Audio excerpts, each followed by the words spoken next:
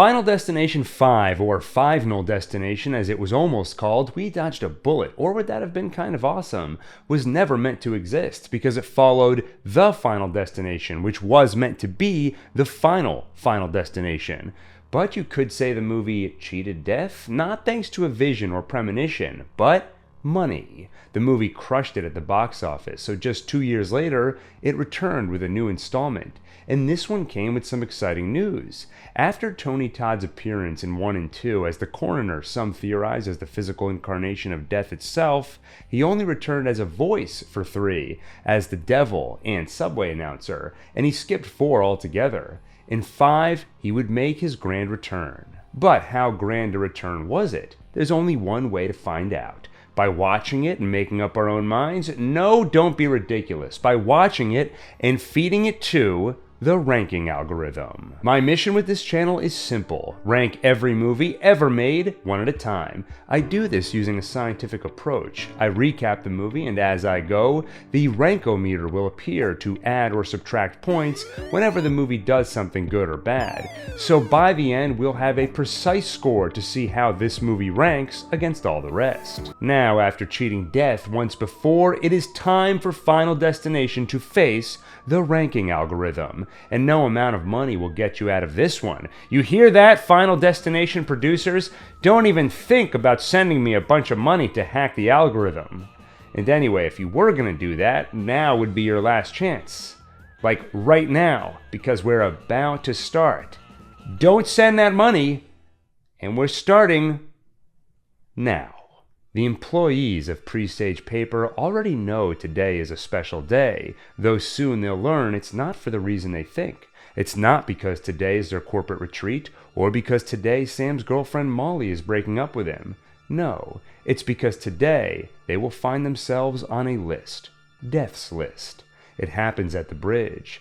As it collapses, the employees do their best, but only one survives. Molly. She broke up with him before the bus ride, but of course, Sam would still do anything for her, even risk his own life. That's exactly what he does, puts her and others ahead of himself. She lives, he dies.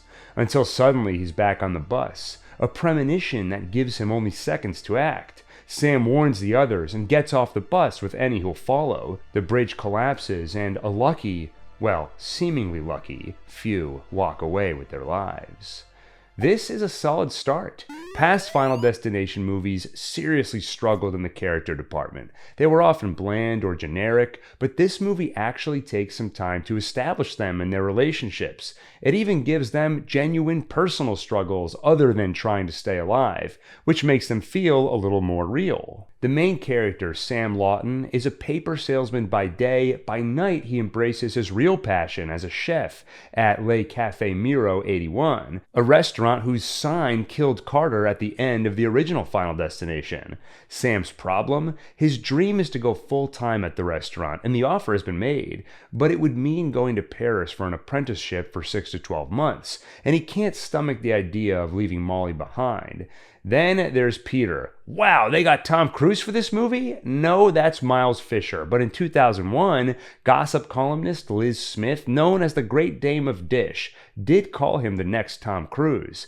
In 2009, he parodied Tom Cruise in Superhero Movie, and in recent years, he continued to parody Cruise on TikTok using deepfakes as Deep Tom Cruise. It's actually a cool story where after years of frustration at the constant Cruise comparisons, Fisher decided to embrace it when he came across a video by Belgian VFX artist Chris Hume, where he deepfaked Cruise's face onto Fisher's. After that, they started collaborating and even co-founded the generative AI company Metaphysic, the studio that de-aged Tom Hanks for Here and resurrected Ian Holmes' appearance for Alien Resurrection. And what were we talking about? Right, so all of these characters are a bit easier to connect with than previous movies because they have personalities, and they have stuff going on in their lives. Peter is dating Candace, a relationship they have to keep on the down low since she's an intern. Candace doesn't get along with Olivia, who clearly has a pretty exciting life outside the office.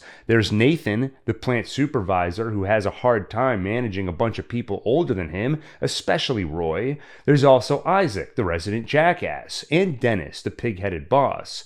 Both characters, played by P.J. Byrne and David Koechner, bring a heavy dose of personality and levity to the movie, which is also nice. And finally, the bridge. The build-up is okay. There is some tension as Sam grows more paranoid, but it's mostly done the easy way, by just having tense music. I still think the first movie did the best job of this. It had the odd coincidences, like the departure time that matched Alex's birthday. That shouldn't mean anything ominous, but coupled with the more ominous signs, the aggressive departure board, and also the darker music, it becomes anxiety-inducing. Back to the bridge. It's a good choice because it is one of those fears we've all thought about. How many times have you gone over a bridge and worried, what if this is when the bridge fails at its job? And the accident itself takes its time. It has a variety of kills.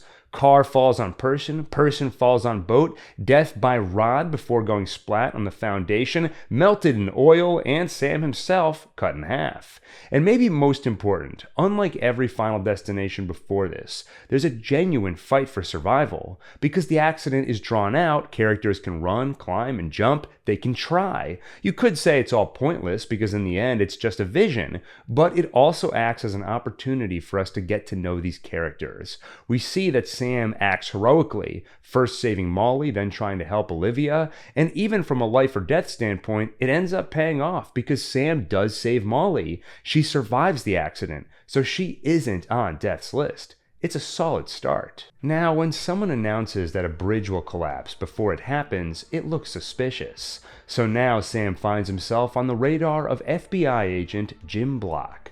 But when the analysis shows no foul play, they have to let him go.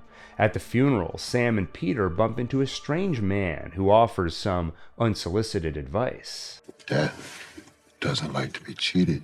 That night, after his shift at the restaurant, Sam pays Molly a visit to learn why she broke up with him. Paris. Sam doesn't understand. He told her he wasn't going. He would never leave her. And that's exactly the problem. She knows that going full-time as a chef, getting that training in Paris, would be a dream come true, and she will not be the reason that he gives up on his dreams. Peter pays his girlfriend Candace a visit too, at the last gymnastics practice of her college career. But something's wrong. Her rubber band, the one she always twirls for good luck, breaks, and a dark presence makes itself known. As she begins her routine, death makes its arrangements. The HVAC unit works hard, dripping water onto a cord and dropping a loose screw onto the balance beam. By sheer luck, neither of Molly's feet land on that screw. The same cannot be said for the girl who's up next. After landing on the screw, she falls off the beam into the chalk, knocking it into the fan, so it blows into Candace's face while she dismounts from the bar, creating a painful and lethal landing. Another great death scene. No better way to build tension than putting a bare foot and a screw in the same scene. Also, by having Peter there watching Candace's routine, there's a witness, someone for us to sit next to while they worry about someone they care about, as opposed to previous movies where often the victims are alone, with the exception of that dark presence. Though the movie has a relatively grounded tone, and the way her entire body just collapses and destroys itself upon landing is a bit over the top. And look, we love the red herrings, love how you think it'll be the screw, but it's not, but it still kind of is, just not directly. I have to say this though, enough with the water on a plug. They do it in every movie, and no one ever gets electrocuted. I'll tell you this, in Bloodlines, I want no water on plugs, or I want to see someone fry. Now, one of the places these movies have struggled is, how do we pass the time between death scenes? Usually there's some investigation into death's designs or character development, and when they try that, it doesn't usually go too well. But here, it's okay. Sam and Molly talk about the breakup, and I was invested. I wanted to know why she'd leave him. They're no Jim and Pam, but I still think Sam and Molly are destined to be together. Well, I guess we saw their destiny, and it was them breaking up and him dying on a bridge. I guess I'm a hopeless romantic. By the way, if you watched my timeline video over on One Take, you're already aware of how appropriate that Office reference was, because this movie is strangely connected to that show. Think about it. They all work at a paper company. The boss is played by David Koechner, who played Todd Packer on The Office. Sam himself is played by Nicholas D'Augusto, who played Jan's assistant and possible lover, Hunter. Not to mention there's a character in The Warehouse named Roy, who happens to be a jerk in this movie, like the character in The Warehouse in The Office named Roy, who happens to be a jerk. Why all these connections? Because this was actually originally written as a special Halloween episode of The Office. That's not true. I've never actually found a real reason. Also, it is great to have Tony Todd back in this movie. As I've said before, he adds a sinister voice to a voiceless character. Without him, Death is a totally invisible force. His character, William Bloodworth, adds a nice touchstone for the franchise. Sam comes to see Peter and comforts his friend when he spots a familiar face, the man who offered that warning at the funeral about cheating Death. Back at the office, Isaac does the only natural thing and helps himself to his deceased coworker's things, including a gift certificate for a massage. At the spa, he makes a great first impression. I'm just trying to clarify, though, that this professional experience ends, happy. Yum, yum, dim sum. Yo, Buddha, slow down on the rice cakes. And then he dies. Okay, I might have skipped a few steps there, let's rewind. The woman at the front desk plays along with Isaac's inappropriate demands, only to disappoint him. She asks him to close his eyes, and when he opens them, a surprise. She's been replaced by her older coworker. Wait a second, what happened to the younger version of you? After an aggressive massage, they move on to acupuncture. She leaves him to sleep when a breeze knocks over some burning incense onto a towel. Isaac freaks out. The massage table breaks and he falls face down, pushing the needles in deep. He tries to leave when his vibrating phone knocks a candle into the puddle of spilled sanitizing alcohol. The explosion knocks him against the wall, causing the Buddha statue to fall and crush his head. Love the acupuncture. Who hasn't thought about what could go wrong with those needles? And it's a funny scene. The examples I included in the recap, plus other ones like Isaac asking, "Do you come with subtitles?" And the movie actually starts showing subtitles. An unexpected but minor fourth wall break. There's also a nice poetic justice to the Buddha killing him after all of his offensive behavior. On the other hand, it might be a little too funny. Similar to Candace's over-the-top dismount, this creates a little tonal whiplash. The movie is serious at times, like scenes focusing on Peter's mourning, and it's okay to have a little fun, but some scenes feel pulled from an outright horror comedy. At the office, Sam and his coworkers find the place to be a lot quieter than it used to be, though Nathan helps to brighten the mood with alcohol. Unfortunately, Olivia can't join in the fun because she has an appointment. On her way out, she knocks over a photo of herself, which breaks the frame's glass right over her eye. That photo, by the way, was taken at the Devil's Flight. Peter is there too. He just needed the distraction of work, but nothing can distract him from that question. How did Candace die doing something that she's done almost every day for the last 15 years of her life? And the other question, why didn't Peter stop her? She said she wasn't ready to go back. He encouraged her, and now she's dead. There are no answers, and there's nothing Peter can do, except throw his glass against the wall and shatter it to pieces. Later, as the fragility of life becomes impossible to ignore, Sam makes a decision. He asks Molly to come with him to Paris. Before she can answer, they find out about Isaac. They head to the spa while they wheel out his body, and once again, they spot him, the one who seems to know about Death. The coroner. They ask him about cheating Death, and he tells them that he's seen it before. People cheat Death and it comes back for them. Is there a way to beat it, to live? Yes. Give Death someone else in your place. Then you'll take whatever time they have left and add it to your own. Another area these movies have struggled is in their predictability. 3 and 4 especially had that issue because the characters never get any more creative than, what if we intervene in one of our deaths? Maybe then we'll all be saved. Except we know from previous movies that isn't true, so we know exactly how things will end. That's why it's helpful to introduce a new rule that gives you hope and adds a question mark. 2 did it with the life that was never meant to be rule, and now 5 does it with a new rule of its own. And I'd argue 5's is more compelling because it also offers a moral dilemma and kind of makes more sense mathematically. Death wants your life. Maybe it would work to give it someone else's instead. Now we have a reason to watch and wonder how things will go. Another reason to watch? Peter's character arc. A character who actually sort of has an arc. You can see signs that he's starting to unravel. What began as survivor's guilt and mourning is becoming something angry. When Sam mentions that he managed to save Molly in his premonition, Peter has a question. You saved her. Why? Because you decided that she deserved to live more than the rest of us? Anyway, it's time for Olivia's appointment. She's having some laser eye surgery today.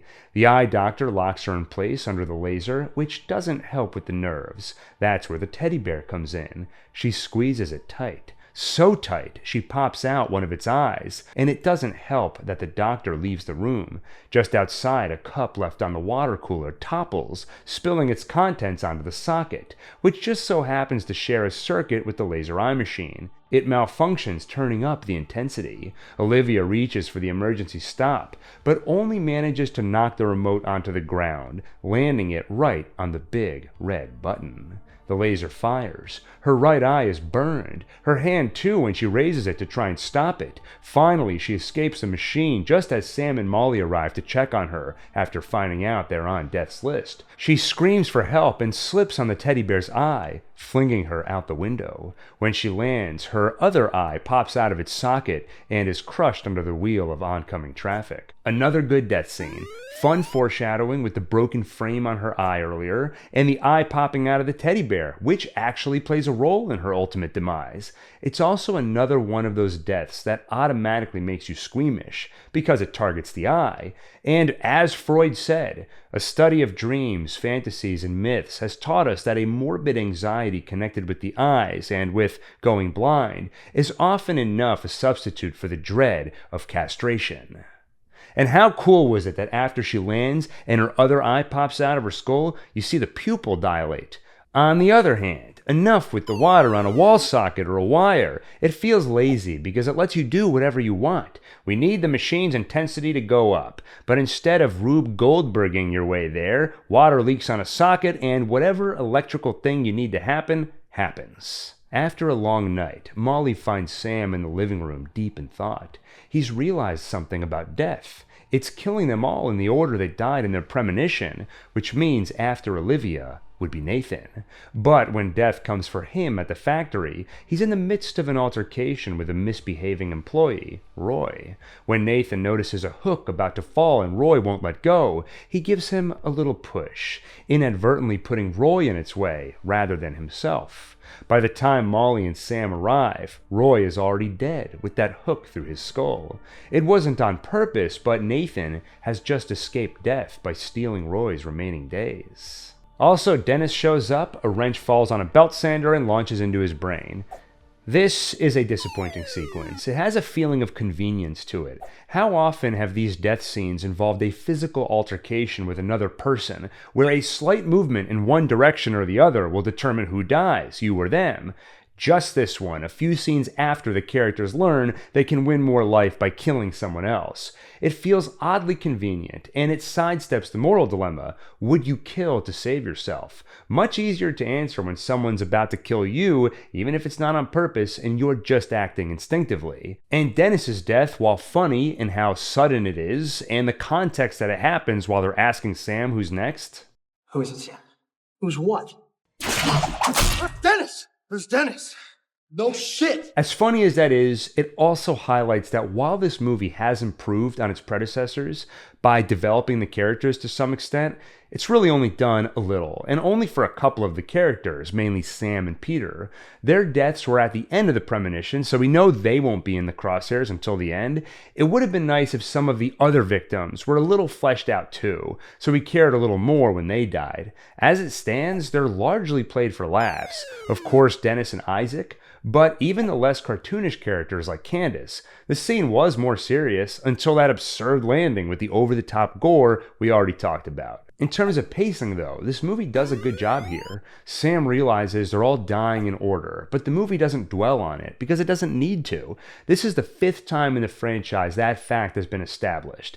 It's not interesting anymore to watch a character try and figure out that order. Contrast this with the 4th movie, where we have to watch Nick bumble around the race car stadium, watch some security footage, and it just brings the movie to a halt. And it's nice to see Peter continue to unravel. When he shows up to see Nathan alive and Roy dead, he only asks him one question: did you kill him? And when Nathan doesn't answer right away, he presses him: did you or didn't you? He asks him over and over again. You can see the idea of killing someone to save himself is starting to take hold. It creates a tension like a ticking time bomb. When will he finally snap? So far, for the most part, the only threat in this franchise is the one that's getting repetitive: death's preordained freak accidents that always end the same way.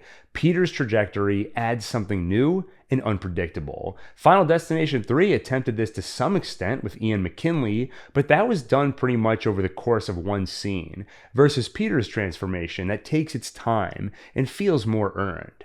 On the other hand, we have to talk about the FBI. I haven't mentioned Agent Block since his introduction earlier in the recap, but in the movie, he's shown up a couple more times, and each time brings the movie to a screeching halt. After Olivia's death, he asks Sam and Molly what's going on. They tell him a little about Death's design, and he's intrigued but skeptical. He talks to Dennis to make sure he lets him know if he sees any suspicious behavior. And at one point, Peter comes into Dennis's office, raving about how it's kill or be killed. So Dennis gives Block a call to let him know. But the scene feels really tacked on. It doesn't progress the plot in any meaningful way, and doesn't tell us anything new about Peter's state of mind. It's just more of the same. Like the first movie, the FBI investigation is a subplot that goes nowhere. Hey, there's still time left in the movie, so we'll see if it pays off and earns back some points. After so much death, Sam finds himself oddly at peace. He tells himself that maybe whatever saved him on the bridge doesn't want him to die. Maybe he's safe. So that night, he goes to his shift at the restaurant, business as usual, and with his new lease on life, tells his boss that he will go to Paris for that apprenticeship after all. After the shift, Molly arrives so the two can have dinner, but an unexpected guest, Peter, and Peter does not want to die. He has to give Death someone else in his place and steal their time. Sam is no good because he has no time left to give. Molly, on the other hand, survived in the premonition. She has life, and Peter will steal it. Agent Block, who has been following Peter, is drawn by the sound of gunshots, and Peter kills him. Now he's off Death's list, but he isn't finished. Molly is a witness. She has to die too. Before he can put a bullet in her, Sam puts a skewer in him. Once Peter is dead, Sam and Molly feel a dark presence leave them. So the implication is that Peter killed Block, earning him some extra days, which Sam then stole for himself. Now, like Nathan, this sidesteps the moral dilemma, which is disappointing. Sam never had to wrestle with that moral dilemma. He just decides he'll be fine, then gets forced into a position of self-defense by Peter. But the lead-up was great. Peter unraveling reaches its natural conclusion, and rather than have him come in guns blazing, he sits down, eerily calm. He talks about what's been on his mind until you slowly realize the conclusion he's come to through some demented logic. He's decided that he can kill someone to save himself, but not just anyone. It has to be someone who deserves it. Candace didn't deserve it. Isaac didn't. Neither did any of the others. So why does Molly deserve to live? Somehow he spins that in his mind as she doesn't. The logic is quite flawed, but given his state of mind, the insanity doesn't feel unearned.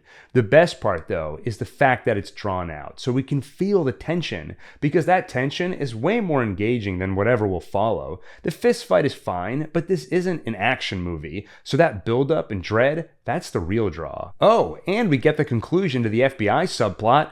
Yeah, it turns out Block sniffing around, the call from Dennis warning him about Peter, that was all so he'd be following Peter, hear the gunshots, and run in so Peter could kill him. A disappointing conclusion that does not claw back any points, and in fact the opposite. It feels so unnecessary, like the movie did so much legwork planting seeds about the FBI investigation, all to get this guy to go to this location so Peter can shoot him. Anyway, hey, they're saved! Sam killed Peter, took Block's life. Now him and Molly can head to Paris and live happily ever after. The end. Wait a minute, why is the teleprompter still scrolling? After Peter's death, 2 weeks pass before Sam and Molly board their flight to Paris. Flight 180. A kid freaks out and gets off the plane with some of his friends. If Sam knew what the commotion was all about, surely he'd follow them off the plane. If only he knew that kid freaking out was Alex Browning, who has just had a premonition that the plane will crash. Vole Airlines Flight 180 takes off, and, well, you know the rest. As for Nathan, still living off Roy's stolen days, he finds out Roy didn't have many of those left. The autopsy revealed an enlarged blood vessel in his brain. He would have been dead any day now. As though on cue, Flight 180's landing gear crashes through the ceiling and lands on Nathan. That has to be the most satisfying ending to a Final Destination movie yet. The twist that this was a prequel all along, the realization that he's on the doomed Flight 180, the temporal loop it creates where 5 leads into 1, it's shocking, and in retrospect, doesn't feel like a cheat, because the movie never lied to you. It came out in 2011, but characters are using flip phones. Even that coupon for the massage said it expires in 2001. The whole movie, Sam is talking about going to Paris. It was right there in front of us all along. The most satisfying kind of twist. The one you don't see coming, but in retrospect, it kind of all makes sense. Except it only kind of makes sense. If you start to think about it too long, it becomes a head scratcher. The initial reaction might be, oh, Death is taking down the plane to kill Sam, meaning the original Final Destination was all his fault. But that doesn't make sense on 2 levels. It would imply Block only had 2 weeks left to live, just like Roy, which would be awfully coincidental. Or maybe life doesn't transfer that way, meaning to get Block's time, Sam would have had to kill Block directly, rather than kill Peter after Peter killed Block. In either case, you then get to the next question. Why does Death take down a whole plane to kill Sam? If everyone dies when it's their time, does that mean Molly was supposed to die today? Again, it would be awfully coincidental if she was supposed to survive a freak bridge collapse, then a few weeks later die in a plane crash? Maybe the idea is that this plane was always supposed to crash, killing Alex Browning, his classmates, and the rest of the passengers, and for Death, Sam and Molly are just a nice bonus. Maybe Death has a design, but is also a freaky cosmic entity that does whatever the hell he wants, and if he feels like it, he can deviate from that design at will. Anyway, the movies are more fun when it feels like there are rules, even if we don't know them all, because then it feels like there's a real force to struggle against, and the characters have a chance. If Death just kills whoever, whenever, there can't really be a story. And this ending feels a little like that, when you think about it too much. But in the moment, it's still a really satisfying conclusion, so it only loses a little. And the final twist. Roy didn't have much time left, so Nathan dies. This one is kind of funny, but overall loses points because it just feels so inevitable. All these movies end the same way. You think they got away, but wait. This movie broke the mold with, yes, another gotcha, but this time with the twist, tying back into the original. That's a great note to end on. Then we cut to Nathan for an ending that feels totally derivative of the 4 movies that came before. Anyway, here's the final score, crowning Final Destination as the best movie so far. If you disagree with any of these scores, don't yell at me. I'm just the messenger, the keeper and interpreter of the algorithm, which scores movies objectively. So technically, if you disagree, you're wrong. But don't feel bad. Even I'm wrong because I still like the first one best, and I hate that they killed Alex with a falling brick between movies. At the same time, it should be no surprise this movie won, considering the screenwriter was nominated for an Oscar. Can you believe a Final Destination movie showed up at the Academy Awards? You shouldn't, because it didn't, but the guy who wrote this one, Eric Heiserer, was nominated a few years later for Arrival. Hey, Final Destination Bloodlines is on the way, and at some point we'll run it through the algorithm too, for a final ranking of the full franchise. So make sure to like, subscribe, and hit the bell icon so you don't miss it.